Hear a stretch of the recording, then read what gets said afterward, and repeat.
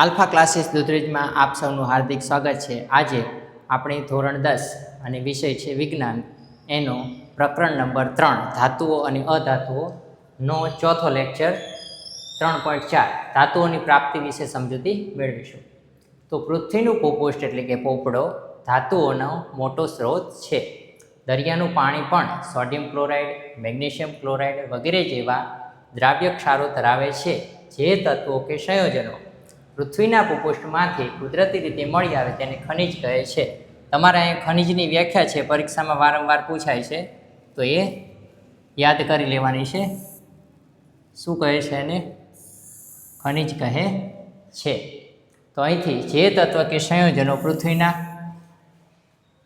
ભૂપૃષ્ઠમાંથી કુદરતી રીતે મળી આવે છે તેને ખનિજ કહે છે। તમારે પ્રશ્ન પૂછાય કે ખનિજ કોને કહે છે? તમારે શું લખવાનું છે કે પૃથ્વીના પેટાળમાંથી ખનન દ્વારા જે ધાતુઓ, તત્વો, સંયોજનો મળી આવે છે તેને ખનિજ કહેવામાં આવે છે। કેટલીક જગ્યાએ ખનિજો કોઈ ચોક્કસ ધાતુનું ઘણું ઊંચું ટકાવારી પ્રમાણ ધરાવે છે અને તેમાંથી ધાતુનું નિષ્કર્ષણ એટલે ની અંદરથી બહાર કાઢવું। ઘણી બધી અશુદ્ધિઓ હશે, તેમાંથી ચોક્કસ કોઈ ધાતુને આપણે બહાર કાઢશું, એ બહાર કાઢવાની ક્રિયાને નિષ્કર્ષણ કહેવાય છે। લાભદાયી હોઈ શકે છે। આવી ખનિજોને કાચી ધાતુ કહે છે। પછી એક આ કાચી ધાતુની વ્યાખ્યા આવશે, અહીંયા તમારે લખવાનું છે। એ જ રીતે કે પૃથ્વીના પેટાળમાંથી ખનન દ્વારા લાભાર્થે મળી આવતા પદાર્થોને કાચી ધાતુ કહે છે, બરાબર છે। પછી ધાતુનું નિષ્કર્ષણ એટલે ધાતુઓને હવે આપણે શુદ્ધ સ્વરૂપે બહાર કાઢશું અને અશુદ્ધિઓને ધીમે ધીમે દૂર કરીશું। તમે ધાતુઓની પ્રતિક્રિયાત્મકતા એટલે સક્રિયતા શ્રેણી વિશે શીખી ગયા છો। તે જાણતા હોવાથી તમે આસાનીથી સમજી શકશો કે કાચી ધાતુમાંથી કેવી રીતે ધાતુ નિષ્કર્ષણ થાય છે। કેટલીક ધાતુઓ પૃથ્વીના ભૂપૃષ્ઠમાંથી મુક્ત અવસ્થામાં મળી આવે છે, કેટલીક તેમના, કારણ કે સક્રિય નથી હોતી તો મુક્ત અવસ્થામાં મળી આવે, કેટલીક તેમના સંયોજનોના રૂપમાં મળે છે। સક્રિયતા શ્રેણીમાં તળિયે રહેલી ધાતુઓ સૌથી ઓછી પ્રતિક્રિયાત્મક છે, તે ઘણીવાર મુક્ત અવસ્થામાં મળે છે, ધારો કે સોનું અને ચાંદી, બરાબર છે। પછી અહીંયા લખેલું છે, ધારો કે તરીકે સોનું, ચાંદી, પ્લેટિનમ અને કોપર। તમને પૂછે મુક્ત અવસ્થામાં કોણ મળે છે, તો તમારે લખવાનું સોનું, ચાંદી, પ્લેટિનમ અને કોપર। કોપર અને સિલ્વર તેમની સલ્ફાઇડ અથવા ઓક્સાઇડ ના સ્વરૂપે કાચી ધાતુ અયસ્ક સ્વરૂપે સંયોજિત અવસ્થામાં પણ મળે છે। સક્રિયતા શ્રેણીમાં ટોચ પર રહેલી ધાતુ કઈ કઈ છે? આ કે એટલે પોટેશિયમ, સોડિયમ, કેલ્શિયમ, મેગ્નેશિયમ અને એલ્યુમિનિયમ એટલી હદે પ્રતિક્રિયાત્મક છે કે તે ક્યારેય કુદરતમાં મુક્ત તત્વ સ્વરૂપે મળતી નથી। સક્રિયતા શ્રેણીની મધ્યમાં રહેલી ધાતુઓ જેવી કે ઝિંક, લોખંડ અને લેડ વગેરે મધ્યમ પ્રતિક્રિયાત્મક છે। તે પૃથ્વીના ભૂપૃષ્ઠમાં ઓક્સાઇડ, સલ્ફાઇડ અથવા કાર્બોનેટ સ્વરૂપે જોવા મળે છે। તમે જોશો કે ઘણી ધાતુઓની અયસ્ક ઓક્સાઇડ હોય છે। આમ થવાનું કારણ એ છે કે ઓક્સિજન ખૂબ જ સક્રિય તત્વ છે અને પૃથ્વી પર વિપુલ પ્રમાણમાં છે, માટે હરેક જે થોડું ઘણું પણ સક્રિય છે તેવા તત્વો સાથે સંયોજાય અને ઓક્સાઇડમાં તેનું રૂપાંતર કરી નાખે છે। હવે અહીંયા sodium, potassium, sodium, calcium, magnesium, aluminium વિદ્યુત વિભાજન દ્વારા શુદ્ધ થશે। પછી કાર્બનના ઉપયોગ દ્વારા રિડક્શન કરીને શુદ્ધ થશે, ઝિંક, લોખંડ, લેડ અને કોપર। અને પછી છે મૂળ અવસ્થામાં પ્રાપ્ત, તો સોનું અને ચાંદી અને સોનું, Ag એટલે ચાંદી અને Eu એટલે સોનું। ચાલો, અયસ્કમાંથી શુદ્ધ ધાતુઓના નિષ્કર્ષણમાં કેટલાક સોપાનોનો સમાવેશ કરવામાં આવેલ છે।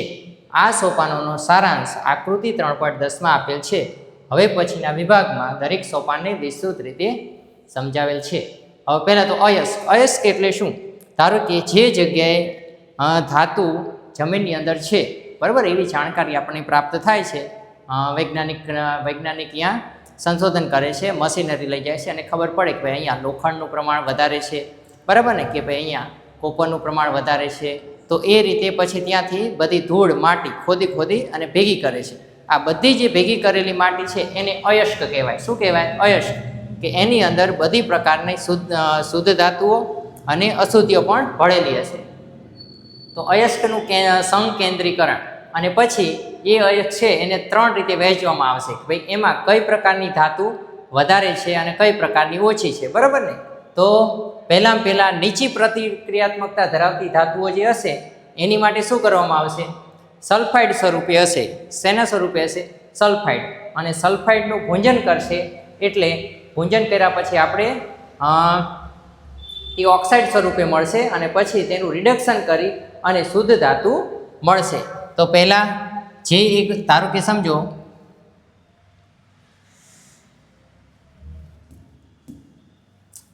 આ ધાતુનો મોટો એક ઢગલો છે, બરાબર છે?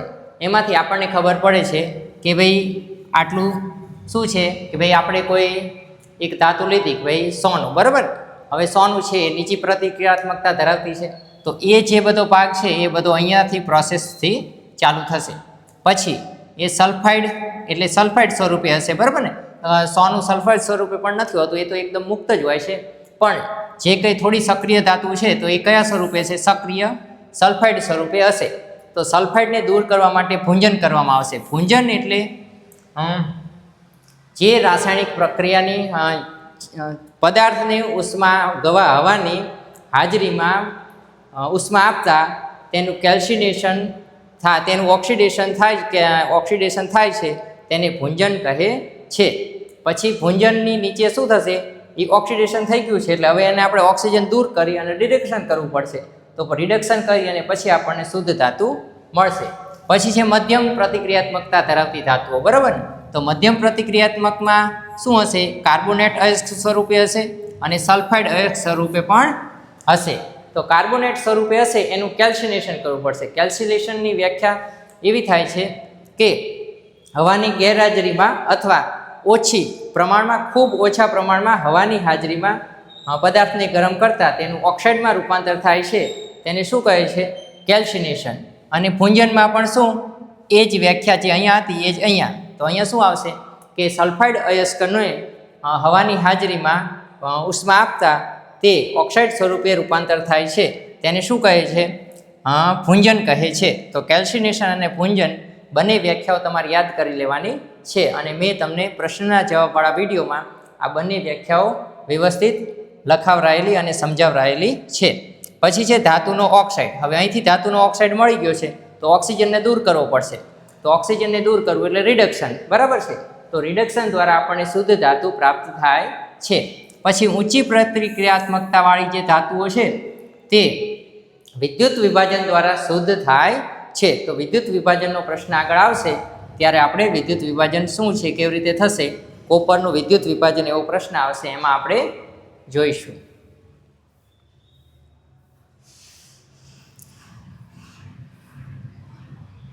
ચાલો, અયસ્કોની સમૃદ્ધિ. પૃથ્વીમાંથી ખોદીને બહાર કાઢેલી અયસ્કો સામાન્ય રીતે મોટા પ્રમાણમાં અશુદ્ધિ જેવી કે માટી, રેતી વગેરેથી દૂષિત હોય છે, જેને ગેંગ કહે છે. તો ગેંગની વ્યાખ્યા તમારે પૂછાશે, બરાબર ને? ગેંગની વ્યાખ્યા શું લખશો કે કાચી ધાતુમાં રહેલી માટી અને રેતી જેવી અશુદ્ધિઓને ગેંગ કહે છે, બરાબર? અયસ્ક ગેંગને પછી ધાતુના નિષ્કર્ષણ પૂર્વે તેમાંથી અશુદ્ધિઓને દૂર કરવી જરૂરી છે. અયસ્ક ગેંગને દૂર કરવા માટે વપરાતી પદ્ધતિઓનો આધાર ગેંગ અને અયસ્ક ના ભૌતિક અથવા રાસાયણિક ગુણધર્મો વચ્ચે રહેલા તફાવત પર રહેલો છે. તે પ્રમાણે અલગ અલગ અલગીકરણ તકનીકો અપનાવવામાં આવે છે. તો પહેલું છે સક્રિયતા શ્રેણીમાં નીચે રહેલી ધાતુઓનું નિષ્કર્ષણ, એટલે જે ઓછી સક્રિય છે, બિન પ્રતિક્રિયાત્મક છે, બરાબર ને? તેવી ધાતુઓ. તો તેનું આપણે નિષ્કર્ષણ કેવી રીતે કરશું? ચાલો, સક્રિયતા શ્રેણીમાં નીચે રહેલી ધાતુઓ ખૂબ જ બિન પ્રતિક્રિયાત્મક હોય છે. આ ધાતુઓ ઓક્સાઇડને માત્ર ગરમ કરીને તેનું રિડક્શન થઈ શકે છે. ઉદાહરણ તરીકે સિનાબાર HgS. તો મર્ક્યુરી સલ્ફાઇડ, જે મર્ક્યુરીની કાચી ધાતુ છે, જ્યારે તેને હવામાં ગરમ કરવામાં આવે છે ત્યારે તે પ્રથમ મર્ક્યુરી ઓક્સાઇડમાં રૂપાંતર થાય છે, પછી એનું રિડક્શન કરશું. ત્યારબાદ મર્ક્યુરી ઓક્સાઇડ વધુ ગરમ કરતાં તેનું મર્ક્યુરીમાં રિડક્શન થાય છે. તો પહેલાં સલ્ફાઇડ હતું એને હવામાં ગરમ કરે એટલે ઓક્સિજન અંદર એડ થાય છે, તો શું બની જાય છે? Mercury oxide. અને પછી એ મર્ક્યુરી ઓક્સાઇડને વધારે ગરમ કરે છે તો શું બની જાય છે? શુદ્ધ મર્ક્યુરી. અને ઓક્સિજન ગેસ સ્વરૂપે અલગ થઈ જાય છે. તેવી જ રીતે કોપર જે કુદરતમાં Cu2S સ્વરૂપે, જો અહીંયા આના બે નામ આવે છે. આ 1 વાળું છે અને 2 વાળું CuS, બરાબર ને? આ 2 વાળું નામ છે, ધ્યાન રાખજો. આ 1 છે અને આ 2 છે, બંને સાચા છે. ઘણા વિદ્યાર્થીને એવું થશે કે આ લખવું કે આ લખવું, બરાબર છે? તો એ જે જગ્યાએ જે આપેલું છે એ લખવાનું છે. એમાં 1 અને 2 એવા નામ આપેલા છે.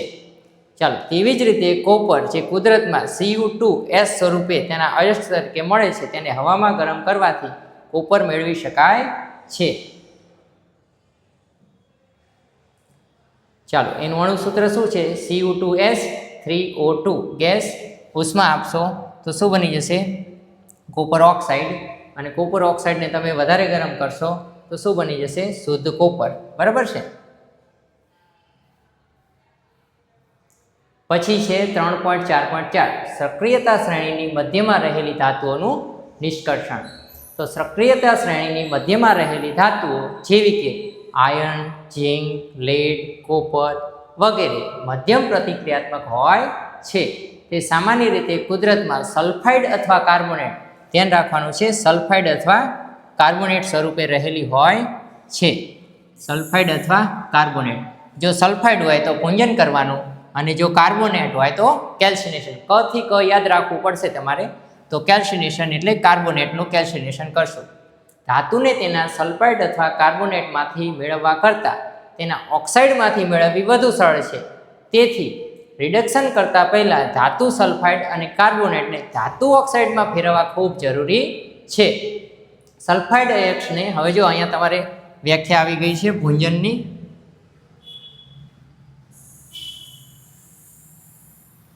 બરાબર છે? તો સલ્ફાઇડ અયસ્કને વધુ પ્રમાણમાં હવાની હાજરીમાં ગરમ કરતાં તે ઓક્સાઇડમાં ફેરવાય છે. આ પદ્ધતિને ભૂંજન કહે છે. પછી બીજી વ્યાખ્યા છે, કાર્બોનેટ અયસ્કને મર્યાદિત પ્રમાણમાં હવાની હાજરીમાં સખત ગરમ કરતાં તે ઓક્સાઇડમાં ફેરવાય છે, જેને શું કહે છે? કેલ્સિનેશન કહે છે. ઝિંક અયસ્કના ભૂંજન અને કેલ્સિનેશન દરમિયાન થતી રાસાયણિક પ્રક્રિયા નીચે મુજબ લખેલી છે. હવે જુઓ, ઝિંક સલ્ફાઇડ, આ છે ઝિંક સલ્ફાઇડ, અને પછી એને ઉષ્મા આપે છે, બરાબર? તો શું બની જશે? Zinc oxide. અને પછી અહીંયા બીજું છે ઝિંક કાર્બોનેટ, તો એને કેલ્સિનેશન એટલે હવાની ગેરહાજરીમાં ઉષ્મા આપે છે તો શું બની જાય છે? Zinc oxide. અને કાર્બન ડાયોક્સાઇડ છૂટો પડે છે. ત્યારબાદ ઓક્સાઇડનું યોગ્ય રિડક્શન કરતાં, જેવા કે કાર્બન વડે, પછી તેને કાર્બન વડે શું કરવું પડે છે? રિડક્શન. અનુરૂપ ધાતુમાં રિડક્શન કરવામાં આવે છે. ઉદાહરણ તરીકે ઝિંક ઓક્સાઇડને કાર્બન સાથે ગરમ કરવામાં આવે ત્યારે ધાત્વિય ઝિંકમાં રિડક્શન પામે છે, એટલે ઝિંક છૂટું પડી જાય છે અને કાર્બન મોનોક્સાઇડ વાયુ ઉત્પન્ન થાય છે.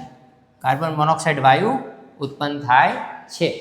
તમે પ્રથમ પ્રકરણમાં સમજાવેલી ઓક્સિડેશન અને રિડક્શન પ્રક્રિયાથી પહેલેથી જ વાકેફ છો, બરાબર છે? તો હવે રિડક્શન અને ઓક્સિડેશન એ પ્રક્રિયા આપણે યાદ કરી લઈએ કે ભાઈ ઓક્સિડેશન કોને કહે છે?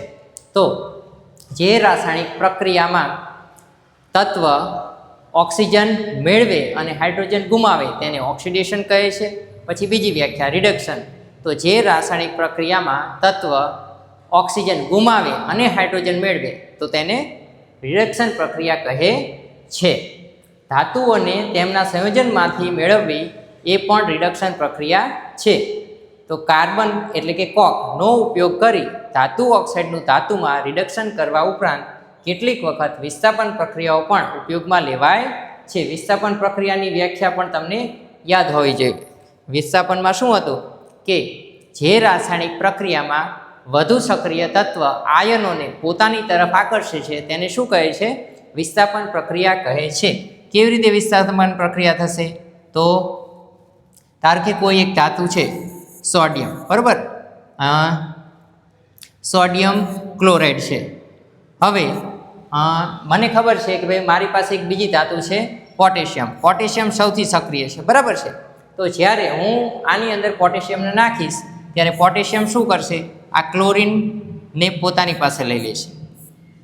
શું લઈ લેશે? પોતાની પાસે લઈ લેશે અને સોડિયમને અલગ કરી નાખશે. તો અહીંયા જો વિસ્થાપન, આની જગ્યાએ આ પોતે લાગી ગયો છે, તો આનું વિસ્થાપન કરી દીધું છે, બરાબર છે. સોડિયમનું વિસ્થાપન પોટેશિયમે કરી દીધું છે. આ પ્રક્રિયાને કહીશું વિસ્થાપન પ્રક્રિયા. ચાલો, ખૂબ જ સક્રિય ધાતુ જેવી કે સોડિયમ, કેલ્શિયમ, એલ્યુમિનિયમ વગેરે રિડક્શન કરતા તરીકે વપરાય છે, કારણ કે તે નીચી પ્રતિક્રિયાત્મકતા ધરાવતી ધાતુઓને તેમના સંયોજનમાંથી વિસ્થાપિત કરી શકે છે. ઉદાહરણ તરીકે જ્યારે મેંગેનીઝ ડાયોક્સાઇડને એલ્યુમિનિયમના ભૂકા સાથે ગરમ કરવામાં આવે ત્યારે નીચે પ્રમાણેની પ્રક્રિયા થાય છે. તો મેંગેનીઝ ઓક્સાઇડ, બરાબર છે, અને એલ્યુમિનિયમ. તો મેંગેનીઝ છૂટું પડી જાય છે અને એલ્યુમિનિયમ ઓક્સાઇડ, બરાબર છે, અને પ્લસ ઉષ્મા ઉત્પન્ન થાય છે. ચાલો, શું તમે એવા પદાર્થોની ઓળખ કરી શકો છો કે જે ઓક્સિડેશન અથવા રિડક્શન પામે છે? હા, આમાંથી ઓક્સિજન છૂટો પડે છે તો આનું શું થાય છે? રિડક્શન થાય છે. અને પછી એલ્યુમિનિયમને ઓક્સિજન મળે છે તો આનું શું થાય છે? ઓક્સિડેશન થાય છે. તો આનું રિડક્શન, મેંગેનીઝનું રિડક્શન અને એલ્યુમિનિયમનું ઓક્સિડેશન. આ વિસ્થાપિત પ્રક્રિયાઓ ખૂબ જ ઉષ્માક્ષેપક હોય છે. હવે ઉષ્માક્ષેપકની વ્યાખ્યા તમને યાદ હોવી જોઈએ કે જે રાસાયણિક પ્રક્રિયામાં ઉષ્મા ઉત્પન્ન થતી હોય તેવી રાસાયણિક પ્રક્રિયાને ઉષ્માક્ષેપક પ્રક્રિયા કહે છે. પછી એવી જ રીતે ઉષ્મા શોષક પ્રક્રિયા હશે કે જે રાસાયણિક પ્રક્રિયામાં ઉષ્મા આપવી પડતી હોય તેને ઉષ્મા શોષક પ્રક્રિયા કહેવામાં આવે છે. આ વિસ્થાપન પ્રક્રિયાઓ ખૂબ જ વધુ ઉષ્માક્ષેપક હોય છે, એટલે ઉષ્મા ઉત્પન્ન કરે છે. ઉત્પન્ન થતી ઉષ્માનું પ્રમાણ એટલી હદે વધુ હોય છે કે ઉત્પન્ન થતી ધાતુ પીગળેલી અવસ્થામાં મળી આવે છે. એટલે કે શું થાય છે? એલ્યુમિનિયમ આખું ઓગળી જાય છે અને એની આજુબાજુ જો લોખંડ હોય તો લોખંડને પણ ઓગાળી દે એટલી એનામાં ઉર્જા હોય છે. વાસ્તવમાં આયર્ન એટલે લોખંડ, ઓક્સાઇડ એટલે આયર્ન ઓક્સાઇડ એટલે ફેરિક ઓક્સાઇડ. અહીંયા તમારે નામ થોડા સરખા આવે છે અને એ અલગ અલગ હોય છે. તો આયર્ન ઓક્સાઇડ એટલે જ તમારે શું સમજવાનું છે? ફેરસ ઓક્સાઇડ, ફેરિક ઓક્સાઇડ ની એલ્યુમિનિયમ સાથેની પ્રક્રિયાનો ઉપયોગ રેલવેના પાટા અથવા તિરાડ પામેલા મશીનના ભાગો જોડવામાં થાય છે. આ પ્રક્રિયાને, આ પ્રશ્ન તમારે પૂછાશે, મોસ્ટ આઈએમપી છે, થર્મિટ પ્રક્રિયા એટલે શું? તો આ તમારે લખવાની છે. શું લખવાનું છે? કે આયર્ન ઓક્સાઇડની એલ્યુમિનિયમ સાથેની પ્રક્રિયા રેલવેના પાટા અથવા તિરાડ પડેલા લોખંડના મશીનના ભાગો જોડવા માટે થાય છે. આ પ્રક્રિયાને થર્મિટ પ્રક્રિયા કહે છે. અને એનું અણુસૂત્ર છે Fe2O3, લોખંડ, ફેરિક ઓક્સાઇડ અને પછી એલ્યુમિનિયમ. તો આ લોખંડ અલગ થઈ જાય છે પીગળેલી અવસ્થામાં અને આ એલ્યુમિનિયમ ઓક્સાઇડ બની જાય છે સોલિડ સ્વરૂપમાં અને પુષ્કળ પ્રમાણમાં ઉષ્મા ઉત્પન્ન થાય છે.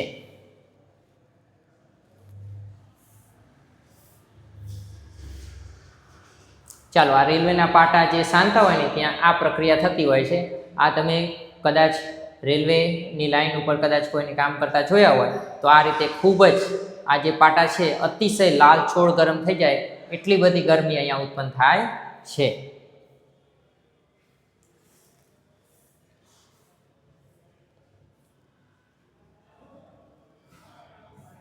ચાલો, પછી છે સક્રિયતા શ્રેણીમાં ટોચ પર રહેલી ધાતુઓનું નિષ્કર્ષણ. હવે સક્રિયતા શ્રેણીમાં ટોચ પર રહેલી ધાતુઓ ખૂબ જ પ્રતિક્રિયાત્મક હોય છે. તેમના સંયોજનોને કાર્બન સાથે ગરમ કરવાથી મેળવી શકાતી નથી, કારણ કે સક્રિય હોવાના કારણે તેનું વિસ્થાપન થતું નથી. ઉદાહરણ તરીકે કાર્બન વડે સોડિયમ, મેગ્નેશિયમ, કેલ્શિયમ, એલ્યુમિનિયમ વગેરેના ઓક્સાઇડનું તેમની અનુરૂપ ધાતુઓમાં રિડક્શન કરી શકાતું નથી. આવું થવાનું કારણ એ છે કે ધાતુઓનું ઓક્સિડેશન પ્રત્યેનું આકર્ષણ કાર્બન કરતાં વધુ હોય છે. આ ધાતુઓ વિદ્યુત વિભાજન, તમારે પ્રશ્ન આવશે કે વિદ્યુત વિભાજન દ્વારા કઈ કઈ ધાતુનું શુદ્ધિકરણ થાય છે, તો તમારે આટલું લખવાનું છે, બરાબર છે. સોડિયમ, મેગ્નેશિયમ, કેલ્શિયમ વગેરે પીગળેલા ક્લોરાઇડના વિદ્યુત વિભાજન દ્વારા મેળવવામાં આવે છે. ધાતુઓ કેથોડ પર જમા થાય છે, જ્યારે ક્લોરીન, એનોડ પર જમા થાય છે. આ પ્રક્રિયા નીચે પ્રમાણે છે. ચાલો, કેથોડ પર સોડિયમ અને એનોડ પર ક્લોરિન. તેવી જ રીતે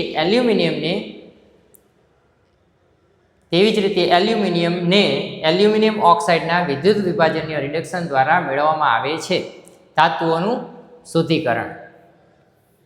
ચાલો, આ એક પ્રયોગ છે કોપરનું શુદ્ધિકરણ. તો તમારે આખો આ પ્રયોગ લખવાનો છે.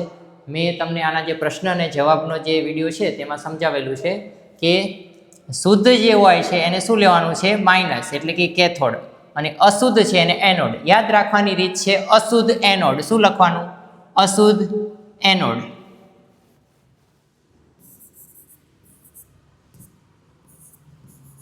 અશુદ્ધ એટલે એનોડ. તો ઓટોમેટિક આ કેથોડ શુદ્ધ તમારે સમજી લેવાનું છે. બરાબર છે? બીજો તો કોઈ ઓપ્શન છે નહીં.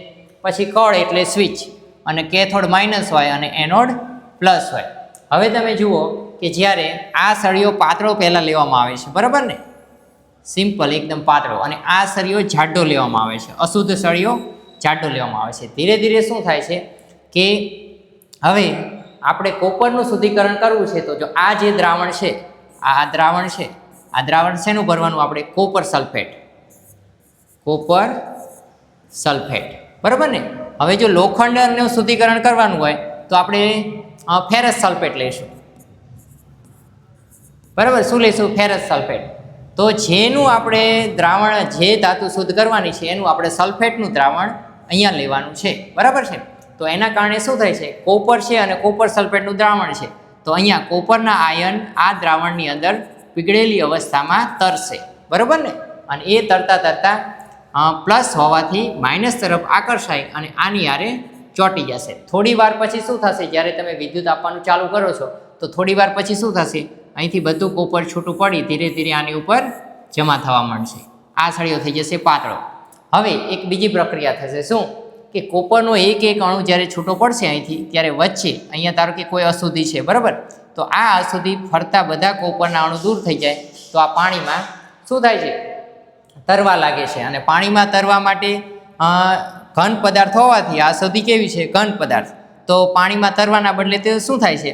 નીચે જમા થાય છે અહીંયા. બરાબર? તો આ અશુદ્ધિ બધી શું થાય છે? નીચે જમા થાય. જે કંઈ માટી, રેતી, XYZ આની અંદર છે, આ સળિયાની અંદર, એ ધીમે ધીમે જમા થાય છે. કારણ કે અશુદ્ધિ તો હશે જ, કારણ કે આ અશુદ્ધ સળિયો હતો ને. અને પછી આ સળિયો જાડો થઈ જશે. આ સળિયો કેવો થઈ જશે? જાડો થઈ જશે. અને આ સળિયો થઈ જશે પાતળો. બરાબર છે? અને જે કંઈ અશુદ્ધિ છે અહીંયા નીચે જમા થશે. આ નીચે જે જમા થાય છે એનોડના તળિયા નીચે થાય છે અને વિદ્યુત વિભાજનના અંતે થાય છે. માટે એનોડ પંખની વ્યાખ્યા એવી થશે કે વિદ્યુત વિભાજનના અંતે શું થશે? એનોડ પંખની વ્યાખ્યા કે વિદ્યુત વિભાજનના અંતે પ્રવાહીમાં વધેલા ઘન અદ્રાવ્ય અશુદ્ધિઓને એનોડ પંખ કહેવામાં આવે છે. તો આ તમારું કોપરનું શુદ્ધિકરણનો એક પ્રશ્ન જો પૂછાય તો તમારે આખું આવી રીતે લખવાનું છે. બધી વસ્તુ દર્શાવવાની છે. પ્લસ કોણ હોય છે, માઇનસ કોણ હોય છે, શુદ્ધ સળિયાને એનોડ લેવાનો, કેથોડ લેવાનો, તો દરેક વસ્તુ તમારે લખવાની છે. એનોડ પંખની વ્યાખ્યા લખવાની છે. આ દ્રાવણ કયું લેવાનું તે લખવાનું છે.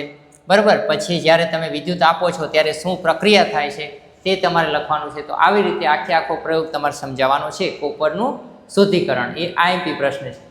કોપરનું વિદ્યુત વિભાજન દ્વારા શુદ્ધિકરણ. ચાલો, જો તમારે લખવું હોય તો આવી રીતે ફટાફટ લખવાનું છે કે શું? કે પહેલાં તો બે સળિયા લો, બરાબર ને?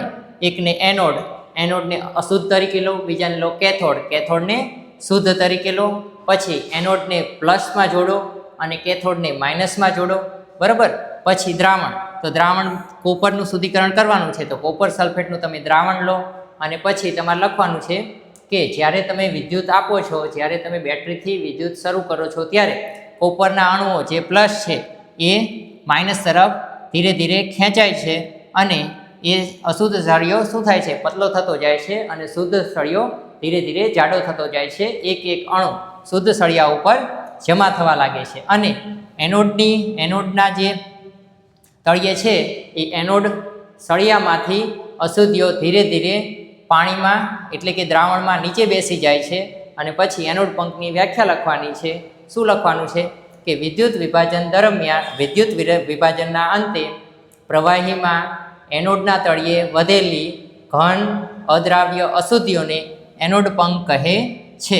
તો આવી રીતે તમારે પ્રયોગ આખો લખવાનો છે. મેં તમને પ્રશ્ન અને જવાબમાં આ પ્રયોગ સમજાવેલો છે અને એક્ઝેક્ટમાં પોઈન્ટ ટુ પોઈન્ટ મેં કોપરનું શુદ્ધિકરણનો પ્રયોગ લખાવેલો છે, ત્યાંથી તમારે લખી લેવાનો રહેશે.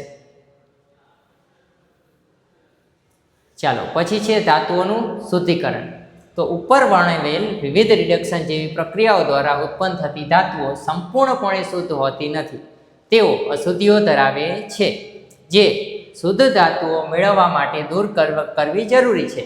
અશુદ્ધ ધાતુઓના શુદ્ધિકરણ માટે સૌથી વ્યાપક પ્રમાણમાં વપરાતી વિદ્યુત વિભાજનીય શુદ્ધિકરણની પદ્ધતિ છે. વિદ્યુત વિભાજન દ્વારા શુદ્ધિકરણ. તો અનેક ધાતુઓ જેવી કે તમારા પ્રશ્ન અને જવાબ એક લખવાનો છે કે વિદ્યુત વિભાજન દ્વારા કોને કોને શુદ્ધ કરવામાં આવે છે. તો તમારે જવાબમાં લખવાનું છે કોપર, ઝીંક, ટીન, નિકલ, સોનું અને ચાંદી વગેરે વિદ્યુત વિભાજનીય રીતે મેળવાય છે. આ પ્રક્રિયામાં અશુદ્ધ ધાતુનો એનોડ અને શુદ્ધ ધાતુની પાતળી પટ્ટીનો કેથોડ બનાવવામાં આવે છે.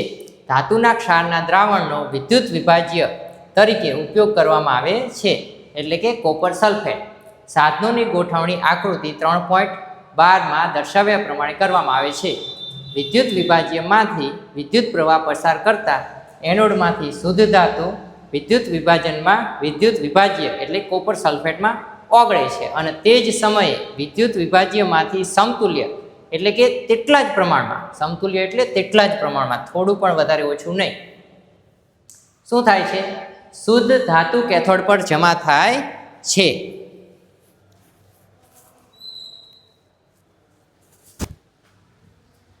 દ્રાવ્ય અશુદ્ધિઓ દ્રાવણમાં જાય છે, જ્યારે અદ્રાવ્ય અશુદ્ધિઓ એનોડના તળિયે નિક્ષેપિત એટલે જમા થાય છે, જેને એનોડ પંખ કહેવામાં આવે છે. ચાલો હવે પછી આપણે 3.5 નેક્સ્ટ લેક્ચરમાં રાખીશું. અને જો તમને આ વિડીયો પસંદ આવ્યો હોય તો વિડીયોને લાઇક કરજો અને અમારી ચેનલને સબસ્ક્રાઈબ કરજો અને ધોરણ 7, 8, 9, 10 અને 9ના 7, 8, 9, 10ના વિદ્યાર્થીઓને આ ચેનલ મોકલજો, શેર કરજો.